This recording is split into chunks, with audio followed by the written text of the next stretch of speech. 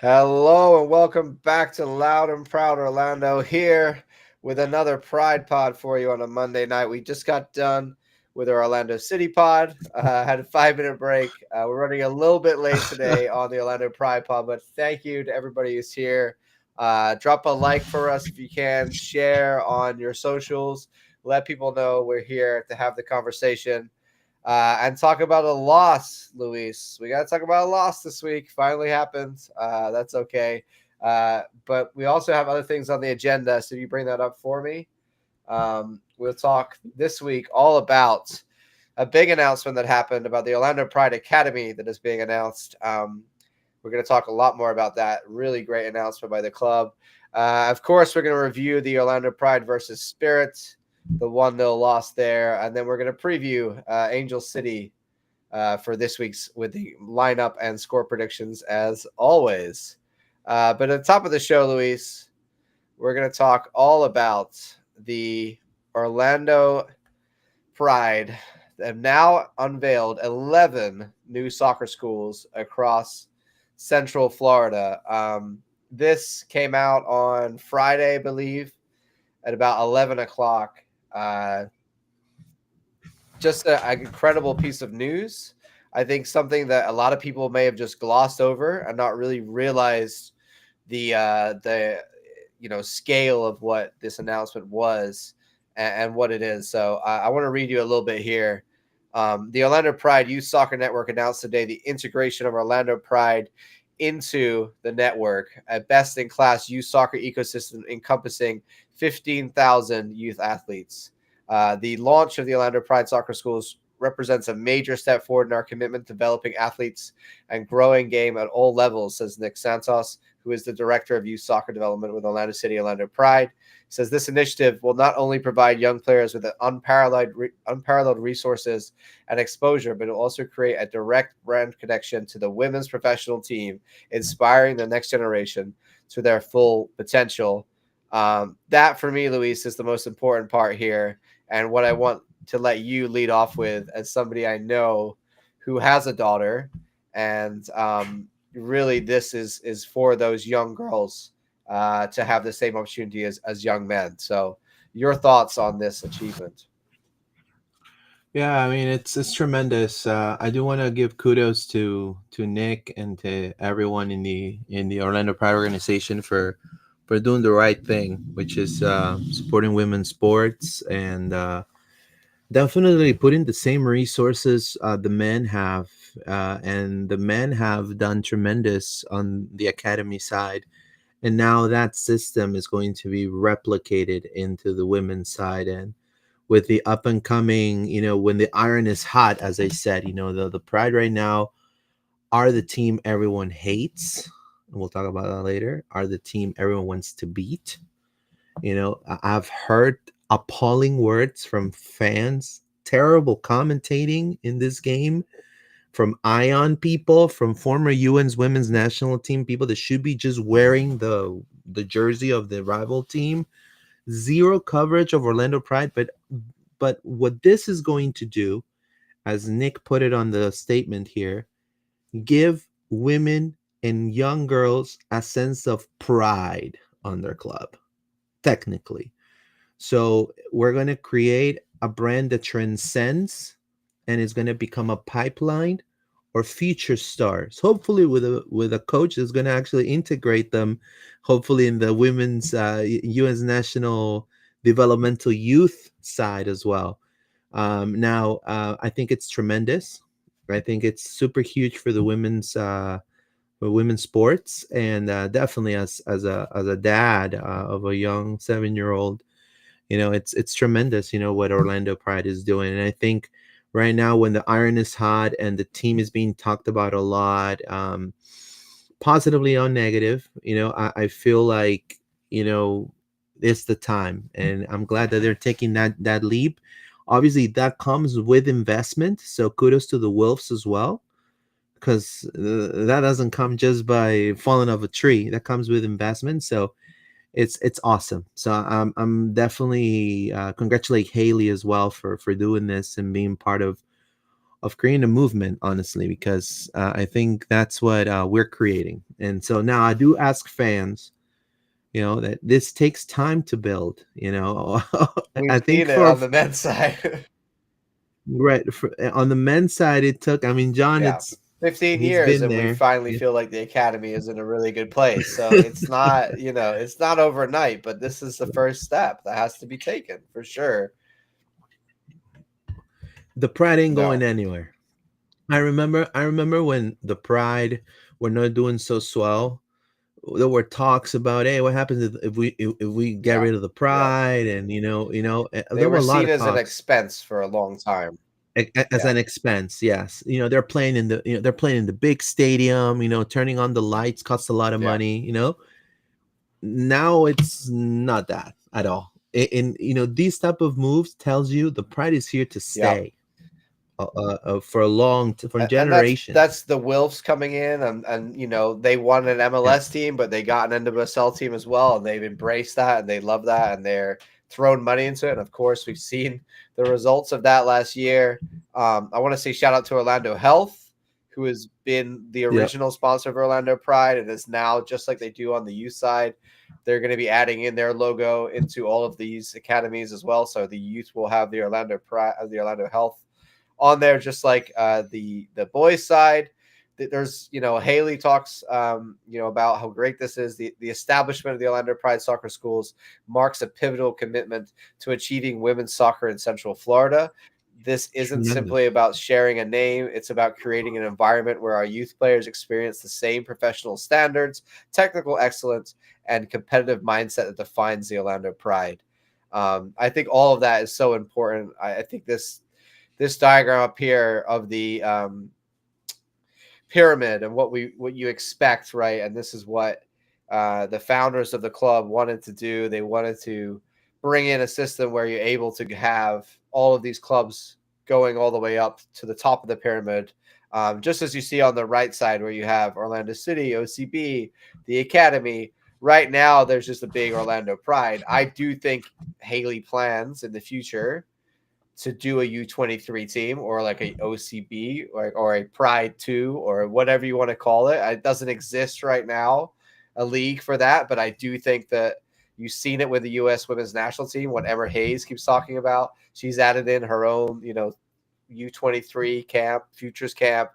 That's the same thing that you need on, the academy side here. I do think they're going to be working towards that. Of course, you then add in your 12s, 13s, 14s, all the way up to the U18 level, which would be the academy structure, just like it is on the men's side. So, of course, right now, all of the soccer schools, Seminole, Claremont, Celebration, Windermere, Hunters Creek, Lake Nona, Millennia, South, Poinciana, Winter Park, and more, Claremont, right? So Akoi. that's 11 Pride Right. soccer schools. It talks about some of them. I don't think, obviously, some of them are just don't exist. Some of them are men's side. It's lots of work that's going to have to go into making all of this happen. But it's Now, a huge undertaking, and we talked about the fact that I don't think, Luis, there's many organizations out there that have a men's team and a women's team, both at the pro level and a full academy structure mm, underneath them. So we can count ourselves very lucky that this is something that our club is striving for. it's tremendous because look, they are a professional club, and a lot of parents, like for example, myself. If I put myself as an example, if I have to pick between, and I'm going to mention them, hopefully I'm not getting in trouble. Florida Premier, right? Or Rush, or I have Orlando Pride, NWSL, Barbra Banda, Marta. You're getting the same level of coaching, the tactical greatness of Seb, and like that culture. And if you're a dad and you said, okay, where is my if my daughter is good, if she excels, what's the Yeah. pathway? Like, for Florida Premier, for Rush, there's that extra step if you're Yeah. really good of maybe going to the collegiate level. Right now, here they're able to go to literally the Pride, go to high school, and now I don't know if you know, but since I think last year in Florida, high school athletes are now allowed to be paid for the use of their name, image, and likeness, kind of like what happened in the NCAA a couple years ago. So this could this is going to force the other academies to step up too, because now the Pride's going to come there with a name, and the Pride now are going to be able to poach the best talent, like and that is very Yeah. attractive for a young woman that wants to play soccer professionally, and her dream is to play soccer professionally. I mean, we you we know see it's so like many if young girls at the stadium cheering on our players. You Mhm. need that pathway to say, "Oh, Dad, I want to be like Carrie Bello." It says, Like "Great, Julie let's Doyle, sign for you up, example. get you in the Pride youth system, go from there and see what happens." The same way that we're seeing it now on the men's side. We talked about these OCB players who've grown up watching Orlando City and the professional players. It's happening on the women's side, but they just don't have that same environment. They don't have that same pathway clearly laid out in front of them under the same brand, under the same club. And now they do. So I really feel like there's so many young girls out there who are playing in Orlando City colors, right? Or they're playing in whatever colors it is. And yes, that's good to a point. But eventually they start saying, okay, well, I'm looking up at the female athletes. I have friends who are boys and they're able to go on to the academy and upwards from there. What is there for me, right? And now there is that same option for them. I also think it's interesting, Luis, because obviously the end of the draft has happened last year. That's opening up the collegiate system that was there for so long. I think over the next 10, 20 years, you're going to start to see our club and other clubs bring in their academies and start signing players at 17, 18 and say, stay in the academy team for a couple of years. Yeah, You don't need to go to college. I'm not condoning not going to college, but there was never a pathway to go pro before really that didn't right. involve college in the US. And I Yeah, think this is the beginning of creating that straight to professionalism, just like they have in Europe, right? Like I don't know what's going on with the Lyon Academy, but I can imagine it's probably pretty decent. And I can imagine they're signing players up at 17, 18-year olds, and they're not going to yeah. college because the French system is the club system, right? So you have to have both options, and this is the beginning of building that option to go professional straight from a teenager. Now the ownership has full faith in the brand Orlando Pride to make this move. That's number Yeah. one. Number two, this is now no longer a losing team. It's a winning brand. So that adds an extra value. Three, like you said, they're going to be able to poach from Florida Premier, from Rush, from different academies. Some of the best players, it's easier. I mean, so what I'm trying to say is it's easier to sell the Pride, or Marta give you a call and like, hey, come play with the Pride, and poaching a really good talent. Then what is Florida Premier going to call? Gumby or Bluey? Who are they gonna call? You know what I'm saying? Like it's hard. It's gonna be now twice, and I know it's they're gonna go enter into that competition between other academies. And at first it's gonna be rough, but they already have a system with the men, so it's just a matter of putting the Pride culture, what they've built, and with the infrastructure that the Wills are providing, and all that stuff that's happening across the state, they're going to be able to poach a lot of good talent. And 10 years moving forward, you're probably going to have your five kids, John. I'm going to be like with my cane, and then we're going to be talking about this moment. You remember 10 I years hope ago, so. John? I mean, I think about when we had all of those, the original version of the Pride, and they weren't very good, Right. but the amount of young girls that would come to see, She Must Not Be Named, and Sydney LaRue, and Ashton Harris, and all of these players that were so big, right? And you weren't able to really capitalize on. Okay, well, you want to be like a Pride player. This is how you do it, right? This is the system. This is the way. There was no path there, and now we do. So I'm excited by the young players that are out there on a It's weekend and exciting. they love watching Emily Sams, right? And they can see, oh, I can go join up for Pride in Windermere. and play U15s and dream about becoming the next Emily Sams. Like, and I think that's really what we're all here for. And I love the fact that I could look at this pyramid all day, Luis. This makes me so happy because this is, as in my opinion, all soccer clubs should be. You know, Lots of opportunities at the youth level, all the way up to a nice professional pyramid at the top. And then, again, Orlando's making it's a different type of club, you know. They're trying to make a difference in the Yeah, game. Now, they're doing the due diligence to make a difference, a positive influence yeah, in the and game. and spreads far They and do it with wide the too. men, right? Yeah, they do it with the men. Now they do it with the women. And again, you can take that pyramid. I guarantee you. And again, people got me because last episode is something about Brazil. I ruffle some feathers, but you take this pyramid, and I guarantee you, the average team in South America, unfortunately, does not have that type of a structure. And you imagine if they would have had this type of a structure for years, we would have had probably a South American world champion more often than just the Spaniards or the Americans. Now this opens the opportunity for have a blueprint, and hopefully more countries imitate what some of the clubs in the NWSL are doing. And again, if Orlando is, and I know they will be successful at this, and we start seeing like what we're seeing now with the men's right there with the Justinellas, the Guskies, the Caraballos, and all those players coming into the first team, like we're gonna be seeing that same thing with the Pride. We may have another team of young core players like we did last year, that we went on this wonderful ride of winning a shield and winning a cup, you know, with players that that they love the badge. It's like they grew up thinking that's my dream, playing at Yeah, Inter&Co. Like, that's what I want to do, yeah. So it's fantastic. It's just builds a foundation for a real soccer club.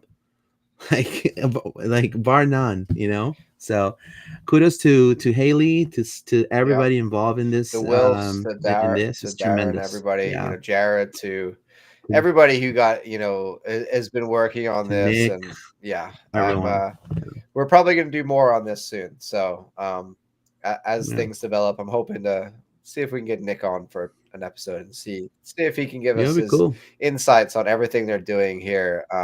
As I'm Yeah, sure many of the people that listen to us, you might have a kid that's in this structure, or, you might, have played in this yourself if you're a player that used to be in it, and watch us too. So this applies, I think, a lot to fans and their interaction with the club. Often it is with the youth club as they first get involved.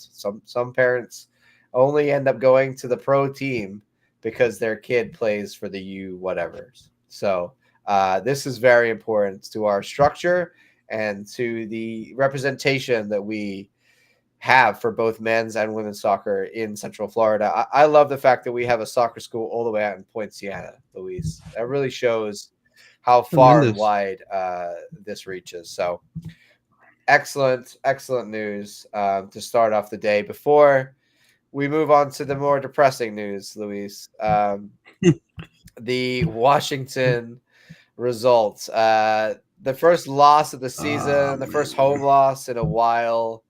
I want to start by just showing everybody this momentum diagram right here, just to give an idea of, how this game went. I mean, if the 20 shots didn't tell you everything, I think this pretty much shows it here. There's like a few 5-minute periods where Washington did something. Most of the game was us just hammering It them, was like just Orlando. all over them in the attack, and just could not put the ball in the back of the net. Of course, that's our own fault. I'm going to go on and talk about the refs later and blame them for a lot of things. But ultimately, yeah, we didn't get the goal. we should have got the goal, especially in the first half. Like this period here, the first sort of 30, 40 minutes, we were all over them. Should have scored. And we didn't. And eventually, you allow a team like Washington to get one chance, and they take that one chance and they score, and that's how you end up in this situation. Now, I also want to say Washington, despite not having their team, they're still very well coached. Yes, they don't have all their stars, but you don't necessarily need all your stars to just sit and defend and hit you on the counterattack, right? They for me, Luis, are playing what some people might call terrorist football, right? They're playing Jose Mourinho football, in my opinion. This game where their whole game plan was just to sit in and frustrate us and try and hit us on the counterattack when they had those opportunities. They executed their game plan well. We did execute our game plan well too, just sadly couldn't put the ball in the back of the net. And that's how you end up with a 1-0 loss, even though in the stats we dominated completely. So, Luis, your opening thoughts on Washington? Well, I'll be honest with you. I'm very appalled with not with Orlando Pride fans. I think Orlando Pride fans deserve all the respect possible, but I'm just appalled about the lack of. It's just they don't give the Pride the time of the day, and I'm talking about the commentators. Were making this. I mean, look at the graph that. If you want to show that graph again, John, that you were showing, I mean, this was the entire game. I mean, Orlando had the whole entire game, and they were making Washington seem like they were like, I don't know, Arsenal, like like this is a historic club that it plays, this and that, and like they were hyping them up so much, and I don't know when. I mean, the underdog story of the Orlando Pride of last year, I don't know where did it go, but people, I've made my journalistic approach of what might have had happened, and I came to the conclusion that, aside of obviously, yeah, we're the smaller market and all of that, and the media focus and all of that. Right now, a lot of people point out that that Orlando Pride won the championship on a bad referee call, and I mean, that's what it The seems Spirit like. Now, fans, of again, course, yeah. right, clearly, and so then you got Spirit fans, and then you got Gotham fans adding the fuel in there because they're salty because they don't like us either, and then you got everyone's like, "Oh, KC is the reincarnation of 2010 FC Barcelona with Messi and and Iniesta and Xavi. Like they're like, oh my God, look at KC. Like everything, every single attack, and I'm gonna mention attacking third, attacking fourth. Every single thing I've watched is like not even 1% to the Pride. And what annoys me is that when the Pride proves them wrong, then they're on the bandwagon. Oh my God, Marta, how cute! Marta's mom, how cute! She's so cute. Like, stop! Like, literally, it was disgusting.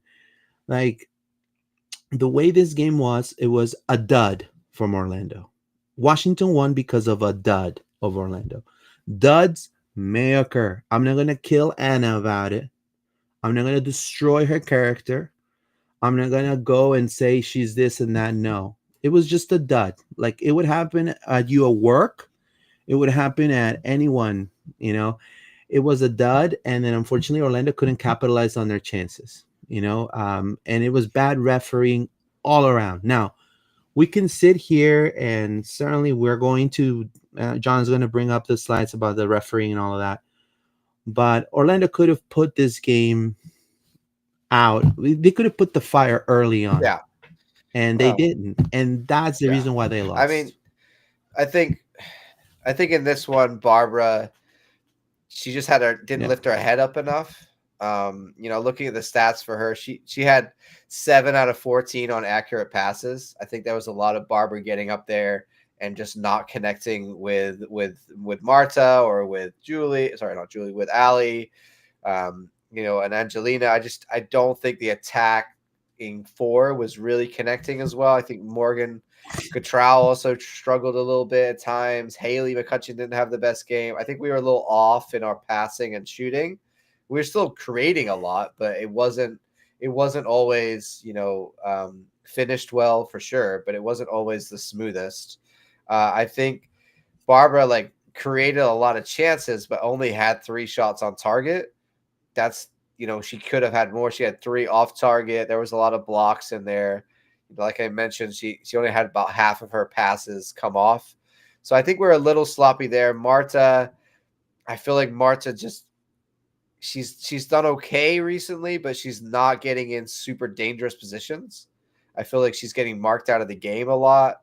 And then I don't think Allie Watt played particularly well. I think she struggled at times in this game. And I just think overall the attack was, we were getting up the field, but we just weren't able to put that, finishing touch on it. And that's going to happen. Like you said, Luis, we're going to have games where we just aren't able to score. That doesn't mean that we're suddenly a bad team by any means. It's just going to happen. And then the same at the other end, like Anna Morehouse, there's no excuses for that. That she knows exactly what happened. Emily Sams passed it back. I don't think there's anything wrong with that. I think Anna just has to put her foot through it, like we've said 1,000 times. Clear it. Just clear it. It Clear happened it. earlier in the season. I think it was a similar situation. She got away with it, or didn't it go in? I think game 1. And it happened last year too. Like, she's gonna have some moments where you go, "Oh dear, that was bad," but she has other moments, like she did against Seattle, where she basically kept us in the game and got us the win in that one. So it balances out. And I also think in women's soccer, this is something we see a lot. Not only in NWSL, you see it for like the Barcelona keeper in the Champions League, for example, making howlers. In women's soccer, it does seem that there are more female goalie errors. I don't know why. It just seems to be more common in this game. And I think across NWSL, I don't think there's any keeper that is perfect all the time. They all have their moments. And I don't justify what Anna did. I think she knows she shouldn't do that, and she can't do that. I don't think she's got the feet to be able to control it like that. She's just got to clear it away. But also, I understand that these are human players. They're not all perfect, and they're going to have some flaws. Anna's is sometimes she makes the wrong decision, and it costs us, especially as a goalie. You're always going to see it, and it's always going to cost you. But at the other end of the field, the attack just wasn't able to get the goal, Luis. So it's a case of, that old soccer, scenario. You can't score. Of course, they get one. Really not. It was a nothing opportunity. I will admit I got a little bit into it with some of the Washington Spirit people on Facebook. I saw. They I don't saw, my like me. friend. That's fine. I don't care. Yeah. But I did point out to them, they were like, "Oh yeah, we found a way." I was like, "Well, the way you found was us giving you the goal." So I don't think Literally. Washington Spirit really earned this win. I think if it was more the fact that they defended really well and we just kind of gave them the win by not scoring and then having an error. We were the more dominant team. We were the better team. We should have won this game, and we didn't. And it's gonna have those times, right? We can't. I feel like there was a lot of last season Orlando Pride getting through games that maybe we shouldn't have won. It's going to happen the other way, right? This is a game that we Yeah. should have won that we lost, right? It's going to balance out. I never thought we were going to be, undefeated all season. No way. And this Washington Spirit team has proven that they know how to defend against us. They know how to frustrate us. McKeown played a And tremendous yeah, game. they played well, and that is what Yeah. it is. But I don't think that they're necessarily a better team than us. I just think right now, this is our bogey team that we got to figure out how do we beat them, Yeah. right? And technically, in my opinion, it should have been a 1-1 anyway. We'll go into that in a minute, but if you look at the Challenge Cup and everyone's like, you lost the Challenge Cup, it's like, well, we drew and lost on penalties. This game, in my opinion, should have been a draw. So have we really lost the Washington Spirit? In my eyes, not really. It's just been two very tight games that have been results that haven't gone our way. So I ask AI Yeah, about the Pride. Yes, I asked AI, and because the Pride story, it is so beautiful to tell it. How big this team has gone through all these trials and tribulations, and I feel like there's zero cares about this team. So I ask AI, why some perceive Orlando Pride as a bad team or cocky? The perception of cockiness. This is AI. The Pride's dominant 2024 season, when they won both NWSL Shield and set a high bar. The record of 18 wins, 6 draws, 2 losses with a league best defense, 20 goals conceded, and potent offense established them as a powerhouse. This success, coupled with stars like Marta and Barbra Banda, can be interpreted by rivals as arrogance, especially when the team expresses confidence in maintaining their dominance. So, saying to yourself that you're a good team, it's being cocky, apparently, according to. And now this gathers all pundits, all websites that talk about yeah. this. It says media fan and fan narratives. Posts on platforms like Reddit suggest that the Pride's 2024 championship win was controversial, with some fans questioning whether Angelina fouled Lacey Santos before Barbra Banda's goal. Such narratives can fool perceptions of the Pride as a team that benefits from luck or contentious decisions, amplifying the rivals' fans' resentment. And I did see this after the Washington Yeah. win. I did see it, after Washington beat Orlando Pride online from KC fans and even Houston fans celebrating, right? Oh yeah. Amplifying the fans' They don't like resentment. us. Then, like, this right here was, to me, was the most on the field style. The Pride's commitment to playing out from the back, as seen in Morehouse era, can be viewed as overconfident or risky by critics. This tactical choice, while often effective, can appear cocky when it leads to mistakes against pressing teams like the Spirit. Oh man, this is just I'm just like, wow. And then then to talk about rival fan bases and talk about Kansas and a rivalry and all of that. So you know honestly, I do feel there's a lack of respect sometimes against the Pride. Some NWSL fans can rally behind our players. Like, you don't see, and I've seen as a press, like, for example, people in Central Florida wearing like Krieger jerseys when she was at Gotham, or, and I understand she played for the team before, or when between even Trinity Rodman jerseys, so they want to rally against rally for those particular footballers, but you don't see one with a Carriabello jersey, for example. And I'm sure if they will know her story and what she had to overcome and what has taken for her to be playing in the WSL at this level, I'm sure there'll be more little girls wearing Carriabello's jersey, but there's zero coverage, and I think that's unfair. I just think, the way Ion, Amazon, they hype the other team. Like, Orlando Pride were at home, and they hyped Washington more than the Pride. To me, I mean, that's I think crazy. it's yeah. I mean, they have their favorites in the league. We're not one of them.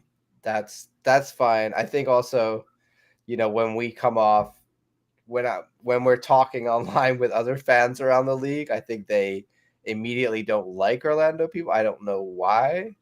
I often am just trying to have a debate about the game and be like, okay, this is my perspective. Of course, it might be skewed towards the Pride, but just like theirs is skewed towards their team, I don't understand. The viewpoint. I think a lot of the time we're viewed as, not not a real team or not good or something. Like there's something wrong with the Orlando Pride. And I think obviously from years of the club not being great and like everyone being like, oh, that's not a good organization, that built up. But now that we're winning, I think they think that we're, like you said, the word cocky. I don't necessarily think that's true. I think that they just don't really like the fact that they have to contend with us. And even this game, right? Like Washington beat us, and they're like, yeah, and everybody's celebrating.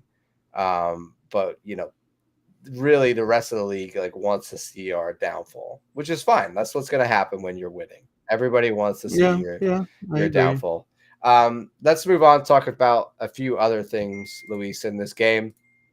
The lineup kind of pretty much as we expected, apart from an interesting one.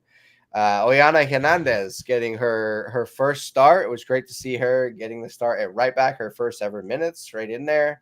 A little sad that she got injured. She had this like kind of run off. Did you see when she ran to the edge of the field to get a ball? And she Yeah, like weirdly pulled up and like jarred her leg on the ground, and then I think that was the rest of the game for her out. Hopefully, it's not a big thing. It looked like just she hopefully. landed Yeah, weird and knock just on like, wood. okay, I gotta sit out. Yeah, it Yeah, looked hopefully weird. it's not a muscle thing or a leg thing. Like, because Yeah, she did look good. She got up the right side of the field. She was connecting with Ali Watt at times. There was one moment when she was right up on the byline trying to cross the ball back for Banda, like we see Carrie do on that right side. So I'd love to see more of Oyane. And then the other one, Luis. I feel like we need a drum roll. We need a drum roll because who else came on in this game? You may not have I know. realized Grace in the Chanda, chaos of man. the 85th minute, but Grace Grace Chanda got on the Chanda, man. field. Woo! Big shout out for Grace. We've been Way to go, calling for you, Chanda. Grace. So we're so happy. It's been a year and And however and she's long, wearing a bandana. and she finally made it on the field. So love to see that. We had Grace, Banda, and Chalufia, I believe, all at the same time. I think so. Yes. Yeah, yeah. It Yeah. was Corey It was, Priska. and I Yeah, want to say Grace went into like, was she left wing at that point? And Priska was right wing. Banda was there, and like Ali Limos was on as well. She was pushed a little bit higher up, to kind of help out. I Sorry, love the minutes. I I think love the Grace came on minutes. in I the love the minutes that 10, she's really, or getting. like she was playing more like the Marta role because Carson Pickett was on at that point, playing left wing Yeah, ahead of in front of Carriabello. So yeah, I feel like Seb went all out at the end of the game to try and get the win. Of course, we should have got that equalizer. It just didn't happen. Um, you can see here, so the tail of the game. Let's talk first, Louise. Actually, do you have anything else you want to talk about before I talk about the ref in this one? no, well, I love the fact that Alan Lemos is getting more I minutes. do like that. I Yeah, I do. I feel like this season we're seeing more of her, and I it's just a matter of time of her becoming that very influential, as Summer at some point was, coming off as a sub and then becoming a yeah, starter at some point in the last season. I want to see more about Priska. I felt she's what I saw when she played in Mexico was a phenom. Like that's the only way I could describe it. She was like the Undertaker. Like she was just like killing people, on the counter. I haven't seen that yet. So I wish she could, yeah. She didn't get a shot off in this one. Like I really feel like she yeah, needs to get. I feel like she's too far wide a lot of the time, and not. I feel like yeah, our whole attack this game was too spread out, and they just were not connecting. And I feel like yeah, Priska came on and was just a little bit too far out there, and didn't really get involved as much as you would like in the attack. yeah. And then I love to see Chanda. Yeah, It's I great to see mean, she Chanda she got finally. out there. She had 5 touches on the ball. She made 3 out of 4 accurate passes. So not a huge amount, but just great to get 15 minutes and her out there. You could use your bandana you were gonna use for Bruseth and use it for Maybe I Chanda will. now. Well, we wanted all three Zambians out there, Luis. So we got what we asked for. I did also, like I said, I Yeah, like Carson Pickett coming on left wing, and Seb said he yeah. wanted the two strikers in Chalupa and Banda. So we kind of went to a 4-2-4 at that point, with Grace up there as well. So it was very aggressive. We just couldn't, Aubrey Kingsbury. We'll talk a little bit more about her. She made She had a 6 big saves. She game. did make some good saves. I also feel like we didn't test her enough. I think the saves she made were a bit easy. I think the Pride players, like Ali Watt said in the presser, they're just gonna be working on finishing, right? She was She upset. looked.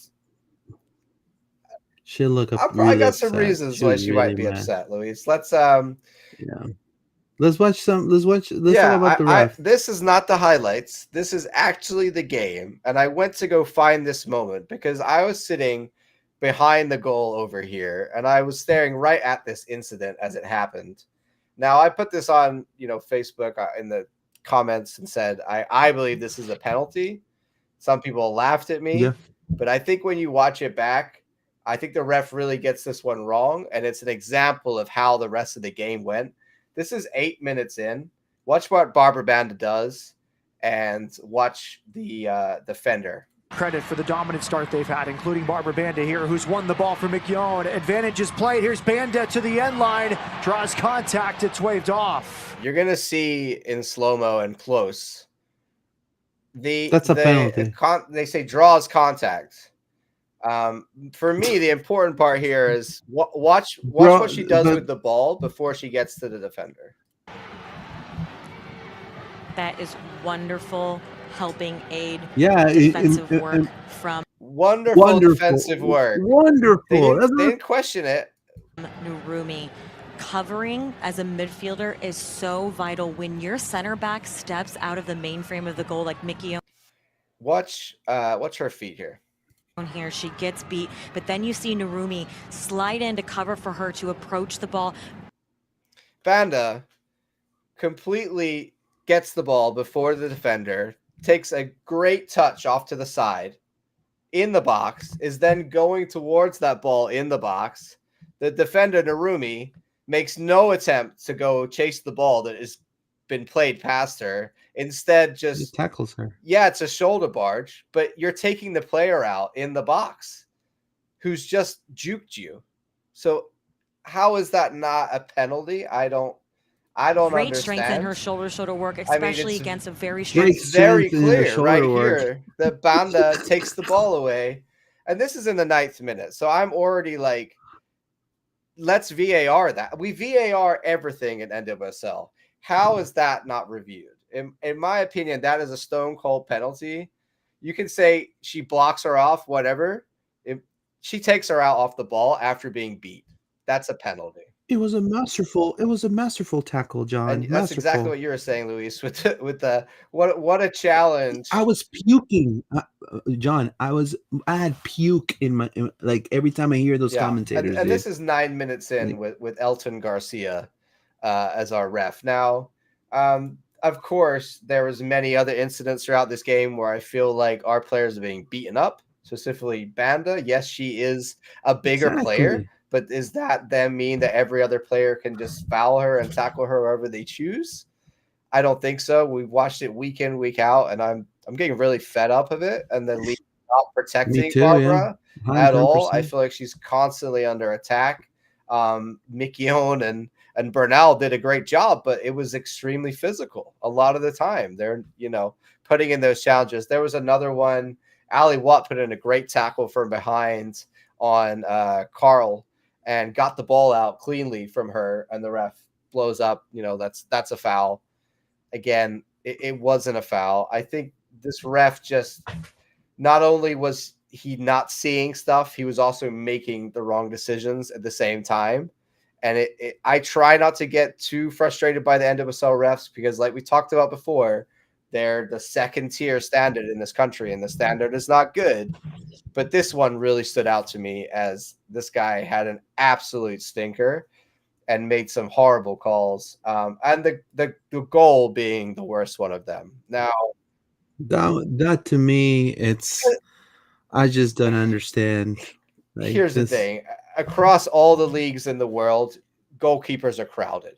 It happens in the Premier League, it happens in the World Cup, it happens in every single major tournament, right? They put a center back, they put a whoever on the goalkeeper to frustrate them. They back into them, they stand right in front of them, and it's never called, right? In this scenario, the Danner comes in and stands in front of the keeper. Yeah, she backs into her a little bit, but as you can see from where I paused it here, she's got a good amount of space, Aubrey, to make the save. Yeah. And if you go back and watch it, in my opinion, Aubrey gets up, tries to make the save, misses it, flaps, doesn't see what happens, stands up and goes, "Oh, I was fouled." But in reality, she gets slightly bumped by Kylie a good second or two before she makes the save. So I don't think that Kylie knocked her over, therefore she couldn't make the save. I don't think that's what happened at all. I think, in my opinion, she just doesn't make the save. And then the ref, like they all put their hands up and go, "Oh, it's a foul on the goalkeeper." Okay, so if you didn't see that in real time, which he didn't, you should stick with the call on the field.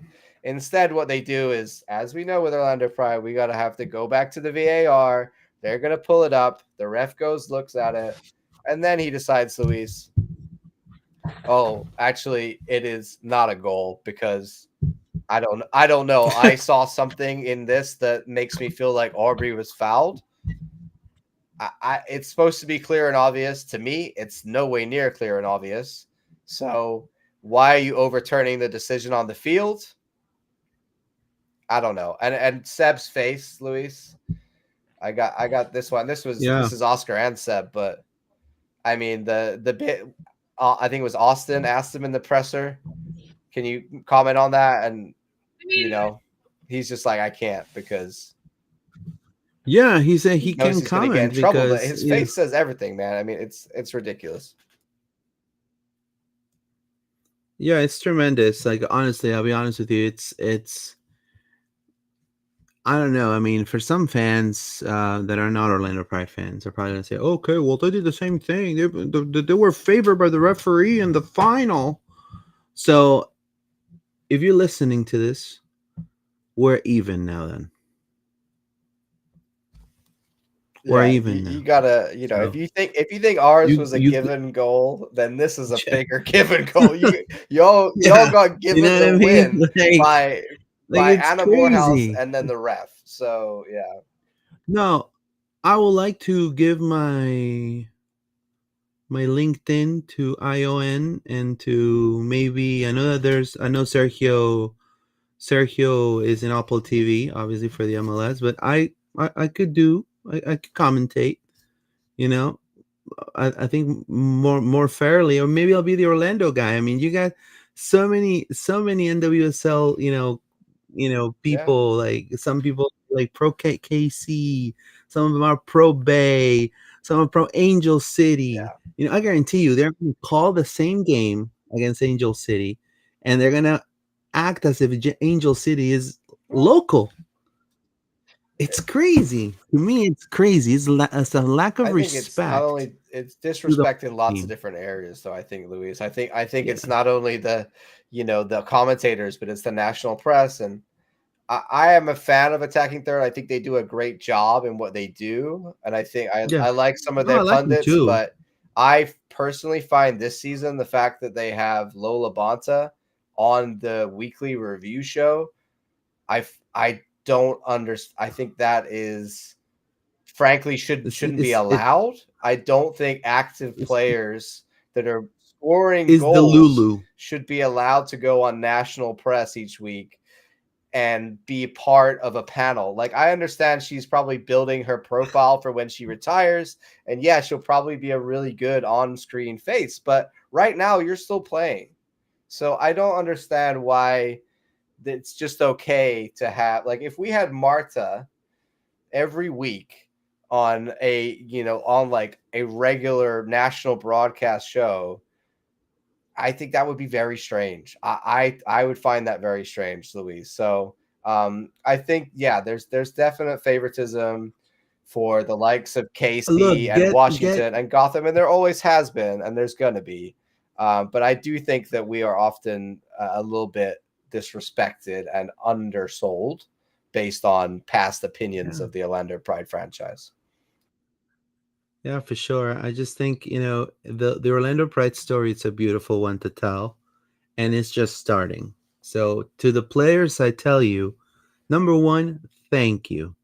Number two, okay, there was a mistake. Boom. We'll shake it off, and we'll go back at it again. No big deal. But to the pundits and the people, I'm just telling you, they're gonna prove you wrong again. They're gonna prove you wrong again.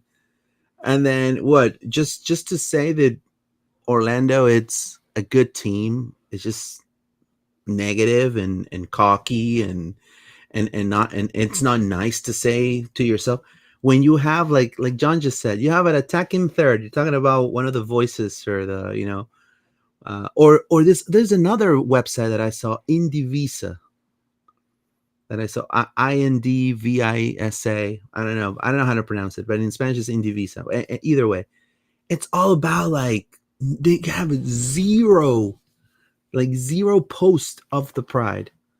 Zero, like, literally, I think they interview, like, Kylie Nadanner, last year or this year, and that's it. But you have, like, they talk about Washington this, Washington that, San Diego, and so, guys, and I tell the club, like, okay, so we need to put our people too, so, hey, we'll send John to attacking third.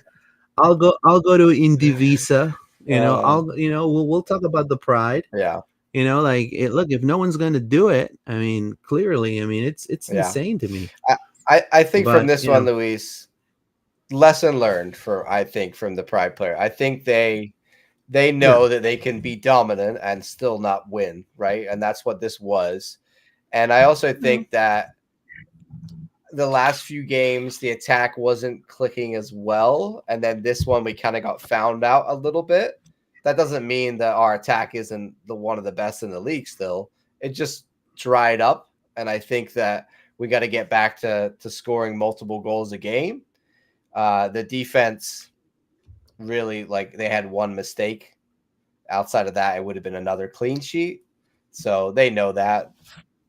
I think every single one of these Pride players is going to be so fired up, and I think Angel City are going to catch the backlash of what happens when we lose a game. The bounce back, I think, will be swift and immediate. Now, I wanted to show you this. These are the power rankings by ESPN. Oh, ESPN. Now, this is ESPN, right? Now, Orlando has lost one freaking game. One game. All right? Off a giveaway of their goalkeeper. Literally. Yeah. Okay? You saw the graph. Like Nicola said, look at this graph. Look at that. Now, they go from who's number one? And thanks to a penalty of Barbra Banda from attacking third, right? Celebrated with a valet display. Okay, so they love talking about her sellies. What? Oh, Jesus Christ! It's worse than the WWE, honestly. And then you have second. Oh my God, Washington Spirit.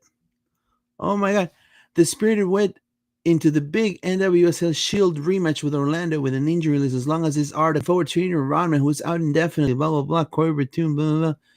And then everybody talk about how Rodman didn't play in this game. It's right. That's not a storyline. They live the weekend, pin the first defeat of the season of the Pride, blah blah blah blah blah. Right. So now, when health comes, even better results could too. And then look, we go from 1 to 3. To me, that's a little unfair. And then it's they're waiting for a reason to assume we are no longer good, right? That's exactly what they're waiting for. Yeah.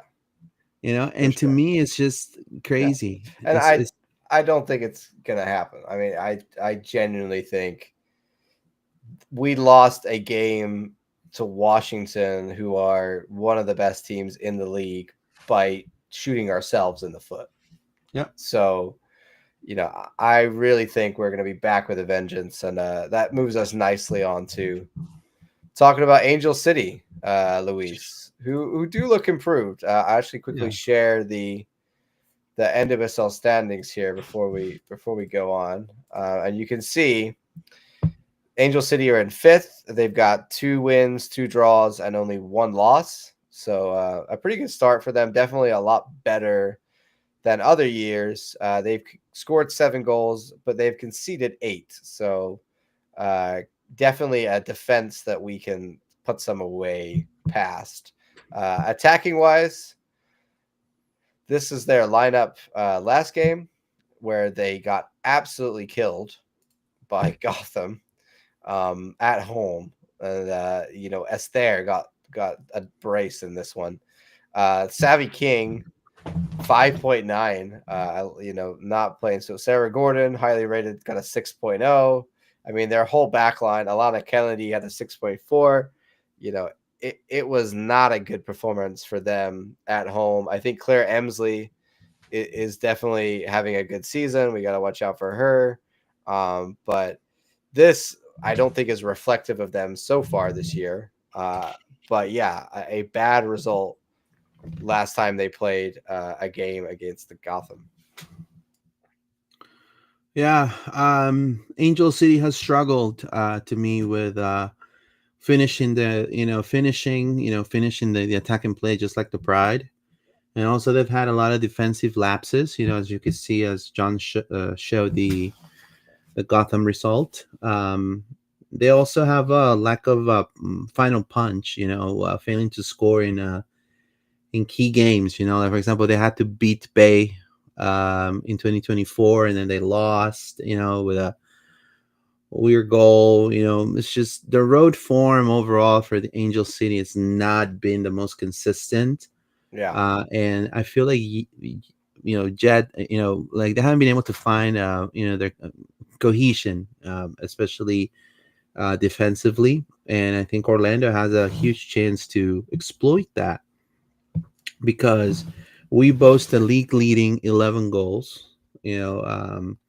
We have Barbra Banda, Emily Sams right there in the back line, Kylie Danner. So, I think we can definitely go into have some momentum and definitely punish this team. I mean, again, I love the fact that a lot of people are saying about the attendance, but the attendance to me looks very improved. I will say, I see a lot of more people coming into the games, but I feel like this game is a put away game. This is a put away game, because I feel like they're lesser competition than Washington, and I feel the Pride dominated Washington throughout the game. They just had that dud, and they've had if you take that dud away, they've had a stellar start of 2025. I mean, if you really count that challenge trophy, I will not call it a cup. Yeah. You got, it's just a trophy. If you count that challenge trophy loss on penalty kicks, Orlando, it's had a stellar start of 2025. I think for Angel City, of course, they've got Christian Press came off the bench last time. She's got to be respected. You also have Giselle Thompson, who's pretty good on the wing. Definitely got to be watched out for. They got some talent, but yeah, I'm not. It's not Washington Spirit level. It's sort of. That's funny. I never thought about that. Washington Spirit level. I made a pun there by accident, Luis. The other thing about Angel City, this does not apply to this game, but they have just signed a new coach. So Alexander Strauss has been named as the new head coach. He will not be here until June 1st, apparently. He'll officially join. He had successful tenure with the Bayern women's team. So wow, FC Bayern. Yeah, he's definitely I'd step in the right direction for them, I think. Sprechen Deutsch. Yeah. So he won back-to-back Bundesliga titles with Bayern. So I think he's going to make them better as a coach. Like we're seeing with other teams, right? Like I think you've got to have a top coach in this league now. Like Geralda is definitely up there, even though I really don't like him. Seb, of course, is up there. We talked about not Angel City, but well, they've done it. But the Wave bringing in the guy from Arsenal, you need to have a top level coach. Probably a European coach is really the trend. You said we're seeing these guys. We're seeing these guys that were. Yeah, but the difference is Seb earned it from here. Yeah, we're seeing an import of people that were big in Europe, like maybe they were the Lyon coach, right? Or well, that hasn't happened, but you know what I'm saying. Examples of Champions League team coaches in Europe coming here to NWSL to cut their teeth. I think it's a lot harder. I think it's easy to be the Bayern Munich, best women's team in Germany, no problem. Maybe Wolfsburg or competing with you, but it's not so easy in NWSL. So, but this is a trend we're seeing. Also, Luis, I have here the comparison of our stats against Angel City. We've scored 11 goals. They've scored 7. We've conceded only 2. They've conceded 8. That's got to be the biggest difference. Yeah. They've got more assists than us, so good for them. Attacking wise, we are dominant. Yeah, passing wise, we're dominant. Defending wise, we are pretty dominant. So overall, this should be we're a three goals or more at least for me. Are you ready to get on to our predictions? Yeah, for sure. Do you want to do lineup? We could do lineup first. Yeah, we could do the lineup for sure. Let me go ahead and pull it up real quick. Yep. I feel very similarly about this one as when the Wave came to town. We should win this. You know what I mean? Like, it might be more of a challenge than against the lower end teams in this league, but nowhere near as much of a challenge as it was against Washington Spirit last game.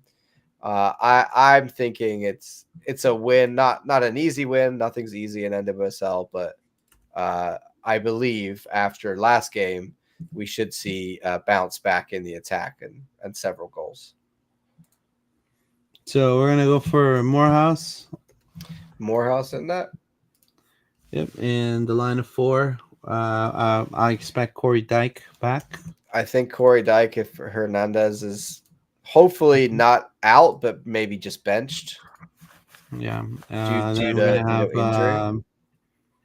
Corey Dyke, I want to say, came on and played really well last game too. Yeah, she played tremendous. I want to give a shout out to Corey. Tremendous, yeah. She's just getting stuff done, Yep, and then we have here Nadaner. Nadaner, yep. Abello. Carrie Abello left back. Now, Morgan Gottrat to me played a really great game. She did. She did have a good game. She came out at what point last game? I can't remember. Yeah, not a bit later than she has been, right? I want to see the Morgan. I want to see a Morgan and Haley McCutcheon. They did. I do say Washington did a good job also pressing McCutcheon. Yeah. They definitely studied film on her. Mm-hmm. I think Haley had an off game last game. Yeah. I noticed that she was a bit deeper and Morgan was a bit further forward last game. Did you notice that too? Yeah. Which is usually not the way it goes. I don't know. Maybe she's being asked to be that covering D mid a bit more. Yeah, I agree. I just think, I'm not going to kill one of our most solid players over one game. I think we need to see her in this upcoming game. I guarantee you they're all going to come out with fire in their eyes. Yeah. I have no doubt after watching that. Sure. They're going to come out with fire in their eyes. Now, obviously, I think Seb needs to ask more of the subs coming up. So the subs that are coming need to have an immediate impact. So yeah, we need to see more of like, Chalufia, Chanda. They gotta. they need to be more effective. Right, they need to be more effective because, again, Banda is it was one of the best players in the world for sure, if not the best, the striker in the world. But But we're getting dangerously close to her yeah, having to do it all.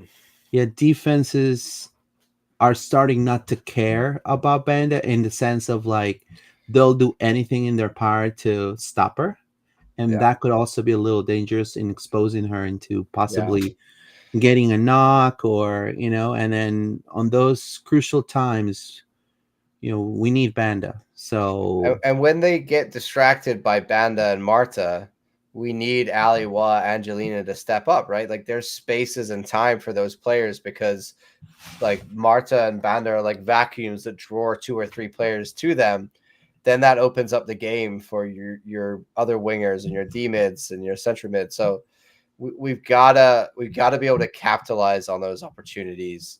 Like when Ali Watts gets space in the wing, she's got to be able to at least get inside and connect a pass or hit the target. And I think hopefully we'll see more of that in this game. no, I agree. I think that this is going to be the lineup. I don't know if you feel the same way. Yeah, Yep. I think so. It's Morehouse, Dyke, Sams, Nadana, and Abello is your defensive unit. You have also Haley McCutcheon and Morgan Trot. And the three in the middle are going to be on the left. It's going to be Angelina, and as your number 10, Marta, as your right winger, Miss Ali Watt, and right up top, Barbra Banda. And to me, this starting 11 should put out Angel City at least 2-0 before the half. Yeah. And then, to be honest with you, I feel we could rest Banda out. We could rest Marta out. We could put Limos. We could give Chalufia an opportunity to score some goals.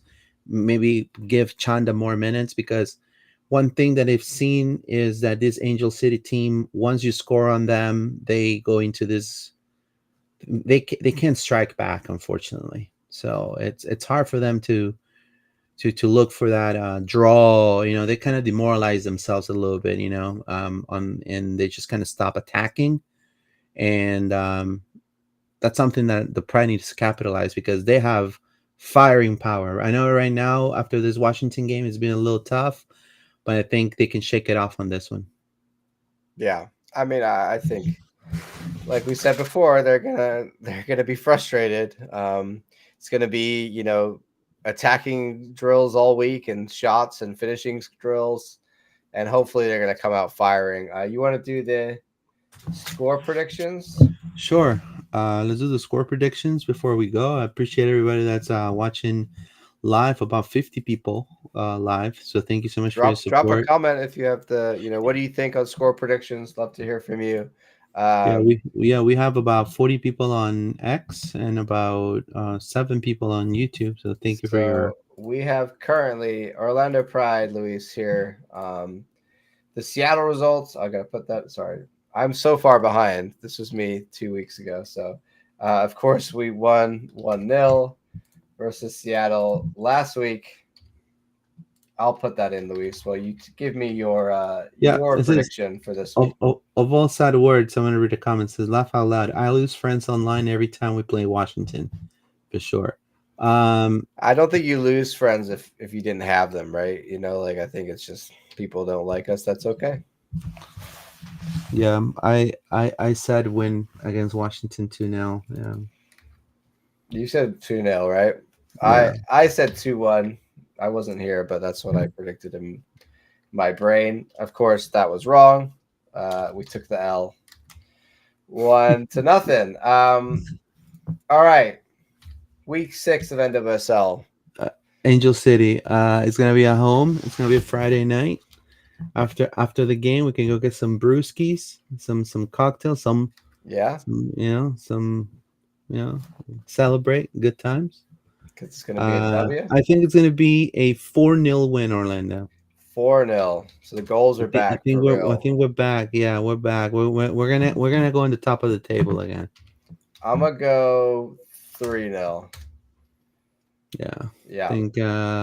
I think Anna redeems herself with a clean sheet. Yeah. I mean, the back line was great last game, but for Yeah. one moment, one era, and that's all it It's- takes it's- sometimes. But most weeks they don't make that one era. But I So guarantee you, I think more Anna's clean not going sheets to are do it coming. again. I mean, we've only conceded 2 goals this whole season. One of them has been against the Wave, and the other one was a giveaway by us. So really, the San Diego Wave are the only team right now that can say we actually got an open play goal against, or it wasn't like, yeah, it was an open play goal. Yeah, Um, it's funny. It's funny how everybody's like, "Oh my god, they're not gonna win again. They got two loss, and they lost I twice. Oh my I god." really don't think we're gonna lose 2 in a row, Luis. No, And I, like we said 1,000 times, don't poke the bear. And yeah, I think Washington just poked the bear, and yeah. now you're gonna see a reaction. I think And the I think league. that needs to happen sometimes, right? You got to have these losses to jolt the system. You can't just be winning all the time. That's not how life is. No, I do want to tell you, if Orlando gets the double, gets the wins it again, Shield and Cup again. It'll be amazing, and they're poised to do that. Hopefully. I hope Uh, so. I hope so. Now, we don't have any more comments, John. Anything you want to add? I don't think so. I think we talked about it all. Of course, very disappointed, frustrated by the ref, frustrated we couldn't score, but it's a one-off in my opinion. It's an outlier. We lost a game against one of the best teams in the league. Big whoop, no biggie. The season is long, and Washington will be back with a vengeance. I have no doubt. I know I'm getting too This ahead. is going to fuel them for the next time we play. I'm sure we're going to go get 3 points in their house now. I bet. Yeah, I know I'm getting too ahead, but if Orlando wins the championship again, they'll be back-to-back champs. Yeah. Now, you gotta laugh when I say this. If people are listening, Tampa Bay Sun are right now third in the USL Super League. They're actually definitely in the playoffs for that. And if they win the USL Super Cup, the Super League Cup, and Orlando wins the NWSL Cup, wouldn't it be cool? I'm just saying, and I know that probably some people will say, "No, Lewis, it's unfair." It'd be cool to see champion versus champion, man. Like it would be cool, like an I-4 Derby champ. Like when have you seen that? You have never seen that with a man, and I know you've seen that. Yeah. I It'd be mean, cool. I definitely got a big praise for the Tampa Bay Sun, man. I think they're doing things really well there. So Yeah. So I just think it'd be cool to see champion versus champion, man. yeah, I wanna set up a preseason game or like this summer when we Yeah. have. I know they're gonna be. They have the summer off, right? Yeah, their summer is their off Yeah, like the season. Florida, it could be the Florida Yeah, Super Cup the or summer whatever. is their off season, and we have this like clubs can do what they like summer period thing. So, Yeah. let's do some friendlies. Florida Super. Yeah, Let's Florida. play like freaking Chelsea one week and Tampa Bay Sun the other week. Like honestly, that sounds great. Like that's what friendlies are for, right? To get a bit of excitement, play somebody you might not, get a little bit of a run out. So I would love to see that. And Yeah. shout out to the Tampa Bay Sun and everything that the USL, Women's League is trying to set up there because it's not easy to start a new professional league, and Yep. they've done pretty well. So Yeah. like Haley said when it comes on here, all women's professional sports is a good Exactly. thing. 110%. More women's More professional opportunities. sports, more opportunities, always a good thing. For sure. Well, I don't have anything else. I do wish the Pride an amazing game. We will be there. Last week I couldn't be there, unfortunately, but this week I will be there for sure. I'll be driving straight from, I'm driving far, but it's gonna be great. Look forward to see the Pride. It's going to be a full weekend of soccer. Friday night, Pride. Saturday night, the city. It's going to be great. I look forward to it. Love it. Thank you, everybody who is here today. We appreciate you all for watching. If you're listening and watching later, please, drop a like on there, share it. This is all of our social media on the screen right now. We're, of course, a YouTube channel. Go over there and subscribe if you have not done so. You can find us on Facebook, on Instagram, on X. We also have Blue Sky. If you prefer that, you can listen to us on Spotify, but we also have video on Spotify, and you can listen on Apple Podcasts. Interact with us, like, follow, share, all that good stuff. We appreciate you all. Don't let your heads drop. This was just a one-off, and the Pride will be back next week with winning ways, I'm sure. Yeah, for sure. I definitely wish the team the best. I know we'll be there cheering and looking for a W. And again, Vamos Pride. Have a good one, guys. Vamos Pride. Take care.